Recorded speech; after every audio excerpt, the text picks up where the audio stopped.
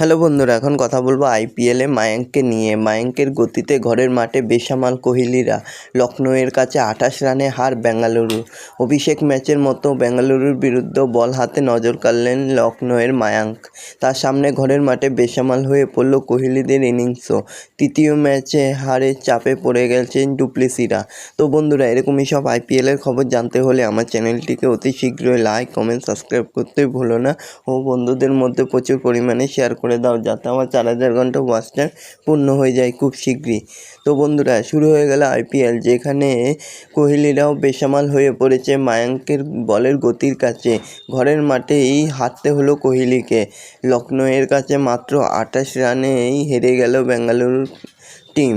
তো বন্ধুরা, অভিষেক ম্যাচের মতোই ঘরের মাঠে হেরে যেতে হলো কোহলিদেরকে। লোকেশ রাহুল লখনৌ সুপার জায়েন্টের কাছে, কারণ মায়াঙ্কের বলের গতির কাছে সবাই পরাস্ত হয়ে গেছে।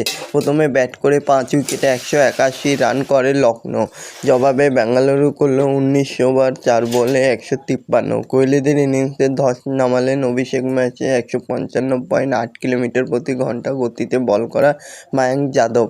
মাত্র 14 রান খরচ করেই 3 উইকেট নিলেন তিনি।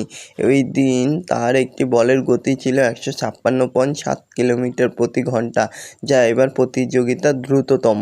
তো বন্ধুরা, এরকমই সব আইপিএলের খবর জানতে হলে আমার চ্যানেলটিকে অতি শীঘ্রই লাইক, কমেন্ট, সাবস্ক্রাইব করতে ভুলো না ও বন্ধুদের মধ্যে প্রচুর পরিমাণে শেয়ার করে দাও, যাতে আমার 4000 ঘন্টা ওয়াচ টাইম খুব শীঘ্রই পূর্ণ হয়ে যায়।